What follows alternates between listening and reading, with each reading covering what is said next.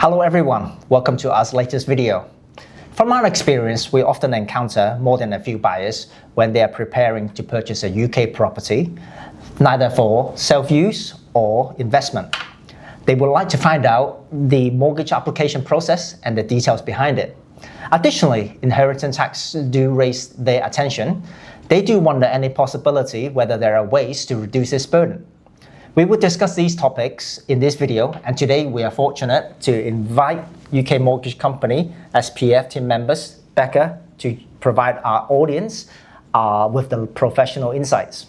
Before we begin, if you're interested in London properties or any properties around the world, remember to subscribe our channel, F1 Properties, so you can regularly receive our latest update.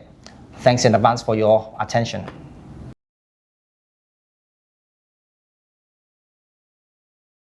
There are four fundamental topics and questions behind them. Let's begin. The first question is, first topic is the mortgage limits and down payment ratio. What are the main difference between the homeowners and investors when obtaining mortgage limits, and how much down payment is usually required, and what are the differences between the two? Yeah, of course. So I'd say for our overseas buyers, most of the lenders we work with would prefer a 25% down payment. More for the homeowners, so self-use or family member use, we have some lenders that perhaps will go to 80, maybe 85. But typically that would incur a slightly higher rate of interest. I see. So to give people access to the widest range of options, I would say sort of aim for a 25% deposit. But you know, if someone really doesn't have that, then potentially, if they're willing to pay a higher rate, we could maybe get them an extra 5%. I see.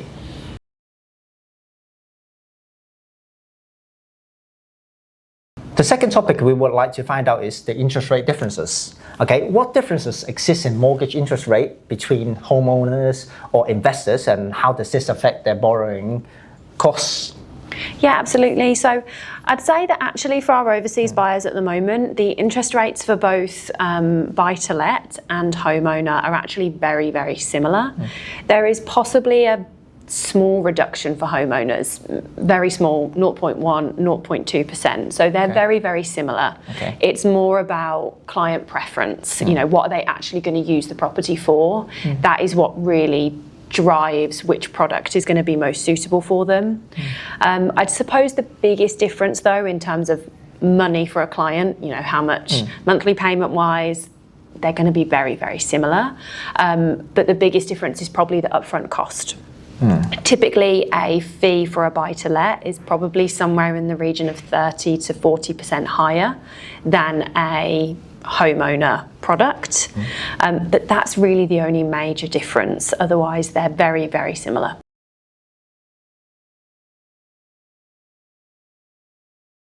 Okay, the third topic, the loan conditions and repayment plans. What are the difference in finance requirements from lenders for homeowners or investors? And also what differences repayment options do they have, such as interest only or restrictions? Of course. So I'd say for buy-to-let, it's much easier to obtain either interest only or capital repayment. The lenders are very, very flexible. And the reason for that is that it is an investment property. So if you choose interest only, at the end of the mortgage term, the lender is very comfortable that you would just sell that property to repay the mortgage in full. So there's no questions there about how you would repay the mortgage in the future. If you are looking to do a residential or homeowner, they're sort of similar words for they mean the same thing. For those, lenders do prefer capital repayments. We do have some lenders that will do interest only. It would usually be a lower loan to value, maybe 50 or 60%.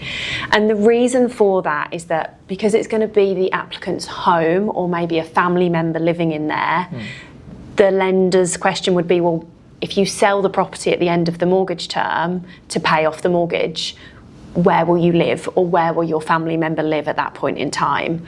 So they will question more about how you will repay the mortgage if it is on interest only. That's why they prefer capital repayment. They'll do higher loan to values on capital repayment if it's a residential, because, you know, ideally if it is your home, you do want to pay that mortgage off, and then you can just live in your property without any debt. So the preference would be capital repayment. But as I said, we do have some interest-only options. We would just need to speak to the applicant about what their repayment method might be in the future. Do they have investments? Do they have savings? Things like that that we could maybe use to sort of give the lender some comfort. But again, for buy-to-let, we don't have any of those concerns. Interest-only is very, very straightforward to obtain.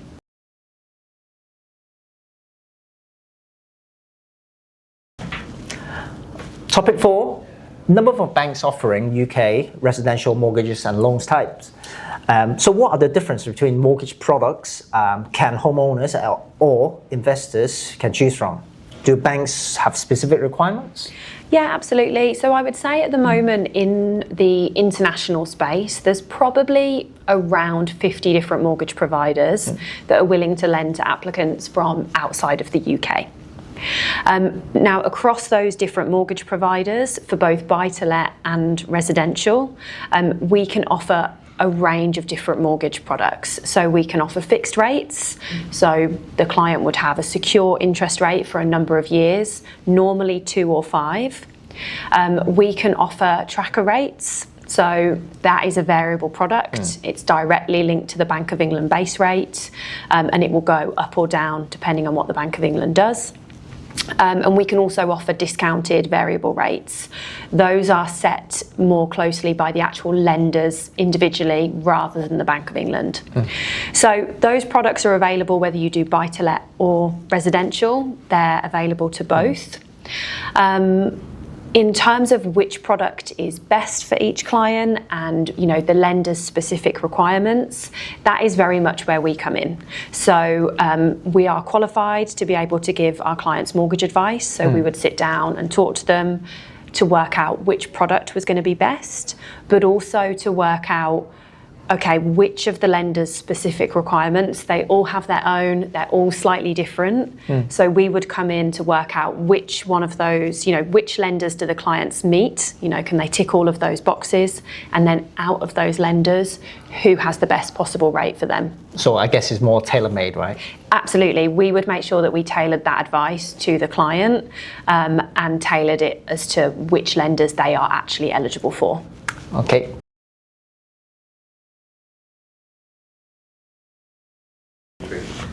Okay, we have some real cases questions from our buyers, so I'm going to ask Becca on this. So the first question is like the overseas property ownership. So if somebody already own a personal or rental properties in their home country or has an existing mortgages, how does that affect their borrowing in the UK? Yeah, so actually this works very differently between buy-to-let and residential. So for buy-to-let, in most instances, the affordability is very much based on the rent that the property in the UK will achieve. So whilst we do need to give the lenders accurate information and let them know if you do have properties globally, even if there is a mortgage on it, it won't actually impact the overall decision and the amount that the client can borrow, because as I say, it is based on the rent of the new property in the UK. For residential, it's obviously quite different. There is no rent on the new property for the lender to take into account, so they will look at the applicant's income and outgoings, and that will be global. So any properties that they own will be taken into account. Any mortgage payments that they have will need to be taken into account. So for a residential mortgage, it will impact the amount that the client can borrow. But the good side of that is that if they do have buy-to-lets, the lenders will also take the rental income in as well. So it's not just a negative. Maybe we do have clients that own property portfolios where maybe they don't have a mortgage on, so it's just rental income. That is a positive as well. But yes, for a residential, we need to know all of the income and outgoings, and then we will let you know exactly how much you can borrow based on all of that.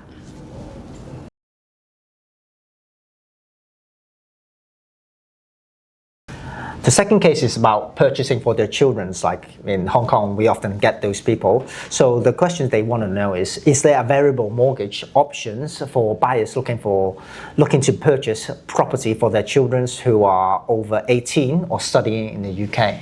Yeah. We also get this one quite a lot. Yes. It's obviously very common. I wish my mum had bought me a flat when I was studying, Yes. but yes. So the quick answer to that is yes, absolutely. So there's a range of different options. Usually, not always, but usually the parents actually don't want to own the property.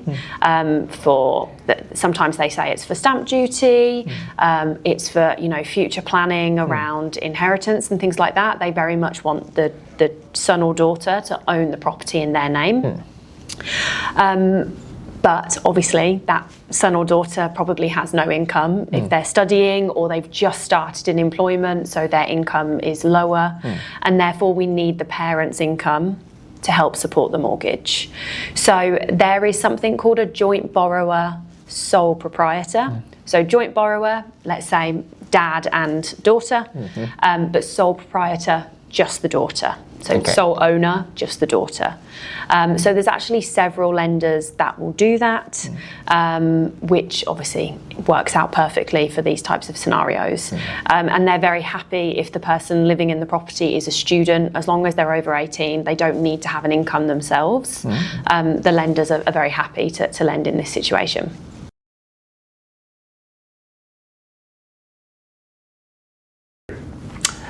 Third topic we want to ask is a joint purchase by couples. So can a married couple combine their income for borrowing when purchased joint together? Yeah, definitely. Of course they can, absolutely.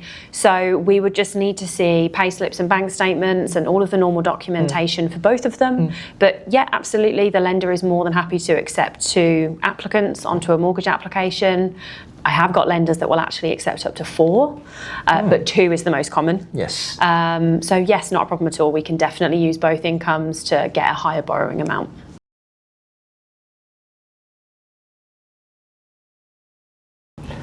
The fifth question is equity release on existing UK properties. Is it possible to apply for equity release on a property held in the UK?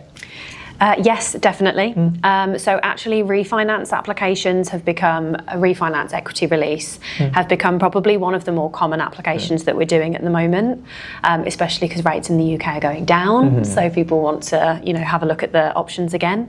So whether it be that you already have a mortgage on the property, but maybe the property's gone up in value or your rate's gone up, and so you want to refinance, get a better rate and get some money out. Or maybe you bought in cash. So we often have people who maybe they bought through an auction and then wanted to do some refurbishment, and now they want to get the money back out. Or I actually speak to lots of clients who didn't know they could take out a mortgage when they bought the property. So they just bought cash, and now all of a sudden they're sort of going, oh, this could be a very good option, I could buy another one, those sorts of things. So either way is absolutely fine.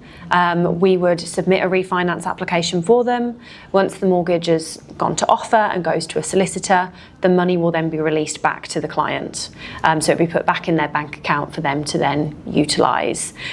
A lot of lenders would prefer that money is put back into another property in the UK. But that's something we can discuss, case by case, depending on what the client needs the money for. But it's definitely possible.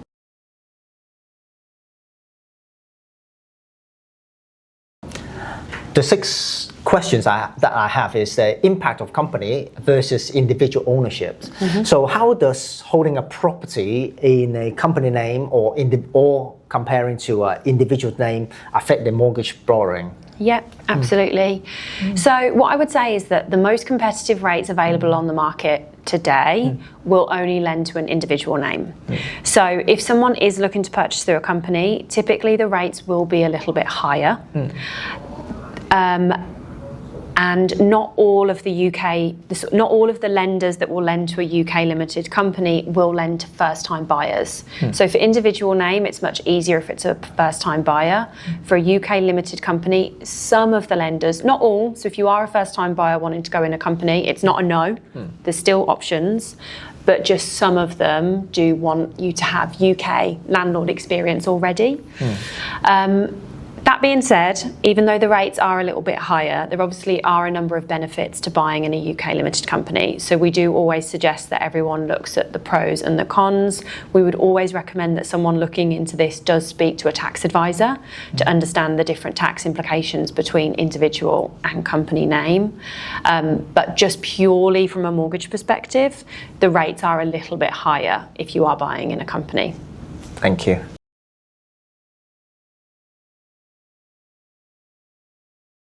So the last questions from the real cases are choose of company type. So what type of company one chooses to hold a property in will affect the mortgage conditions? So the easiest answer to that is a UK limited company, an SPV set up purely for the purpose of renting out and buying property is by far the most widely accepted.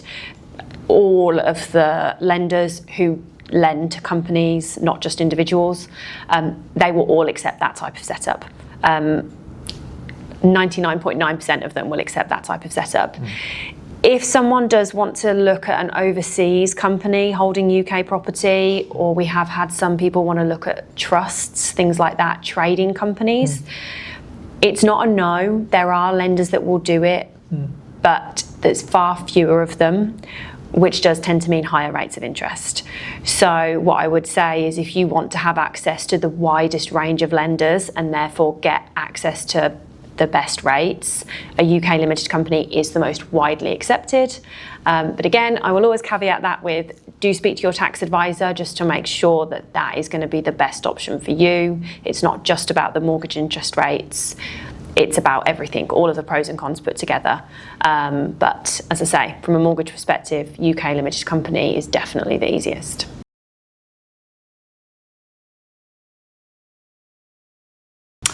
Moving into the last part, there's just last three topics that I would like to ask Becca on it. The first one is inheritance tax issues. Finally, for overseas buyers, inheritance tax in the UK is fairly well known around the globe. There are claims that mortgaging properties can reduce inheritance tax. Is this true? If it does, how does it work specifically? Yeah. So yes, if you take out a mortgage as part of the initial purchase, you can then use that to mitigate your inheritance tax liability. Okay. If you buy cash and then refinance, it doesn't count. So it has to be part of the initial purchase, but then you can use the amount that you borrowed to then mitigate the inheritance tax liability. Again, we would always suggest you speak to a tax advisor on the sort of specifics for your, each client's going to have different property assets, different savings, all of those sorts of things. So it will work on a very case-by-case basis, but I think the key bit of information is that a mortgage absolutely can be used to mitigate your inheritance tax liability. Thank you.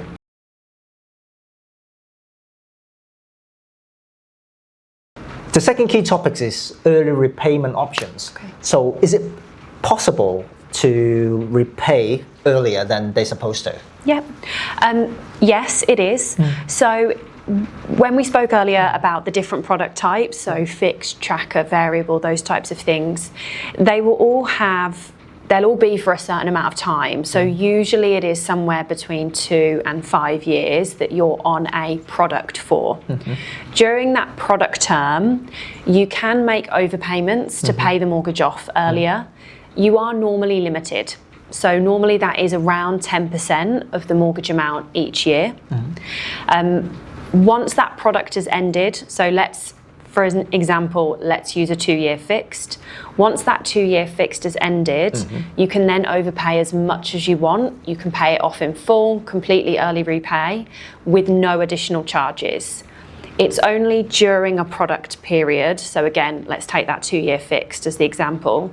If you overpaid more than the 10% each year during the 2 years, you can, but you would be charged. Okay. So when you are taking out a mortgage product initially, it's always good to check what are the overpayment limits and are there any early repayment charges and how long do those early repayment charges last. So again, as I mentioned earlier, we do tailor the mortgage advice to each client. So one of the questions I always ask is, do you want to make any overpayments? Do you want to try and pay off early? So that we can make sure we try and tailor the product to that client's longer term plans, and make sure that they don't have to pay any early repayment charges.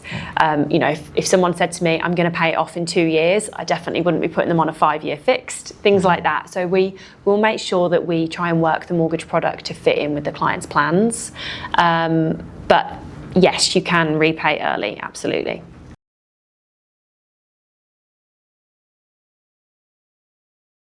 So last key questions that I have is regarding the market impact. So how does the current market environment affect the mortgage application for homeowners and investors? Yeah, of course. So I think the first thing is that it's good news at the moment, which is a relief. Yes. So finally, in August last year, we saw the first reduction in the Bank of England base rate, and then we got another one towards the end of the year. And whilst there are no guarantees, of course, things can change all the time, it does appear, and most economists do seem to be leaning towards further reductions this year, which would obviously be fantastic. So I think, you know, the obvious benefit of that is that monthly payments are going to come down, interest rates are lower, people won't have to pay so much each month, which is a benefit to both homeowners, you know, their outgoings are lower, but also investors, because hopefully that means they can see a bit more of that rental income into their own pocket instead of having to go and pay the mortgage. But the sort of wider benefits of that are that affordability calculations aren't as strict. So when lenders are working out how much you can borrow, both buy-to-let and for residential, they are looking at what the interest rates are, and if they do go up, you know, what will that take the payments to, and things like that. So when we're in a lower rate environment, people do tend to be able to borrow more. You know, compared to what the rent is, people can see that affordability go up, and even from a homeowner perspective. So it does make it much easier for us to get clients up to those loan to values that we mentioned right at the start, so up to sort of the 75%, that sort of thing. Lower interest rates do definitely help towards that. But also, because the market is improving, it does mean that we're seeing more lenders come onto the market, more lenders reduce their rates. It's becoming competitive again, which for an applicant, that's what you want. You want a competitive market. Correct. For example, especially in the refinance space, we've seen a number of lenders start to offer what we sort of just call a refinance package. So because they're trying to get more competitive, they are offering maybe a free valuation or free standard legals as part of the refinance to sort of make sure that they can win over these clients, they can bring them on board, and from a client's perspective, the upfront costs of that refinance obviously then completely drop. You are then looking at perhaps just a lender fee and a broker fee, which would be, you know, significantly lower than if you have to pay a solicitor and a valuation fee on top. So that is another big win for the market getting better. Is definitely the competitive nature of the banks and building societies again. They're trying to win the business, which is only going to benefit the client. Yes, thank you. Perfect. Thank you all for watching our latest video. We hope today's discussion will help you gain a deeper understanding of various aspects of mortgages, whether as a homeowner or investors. If you have any questions or need further information, please drop us a message. We hope to see you next time.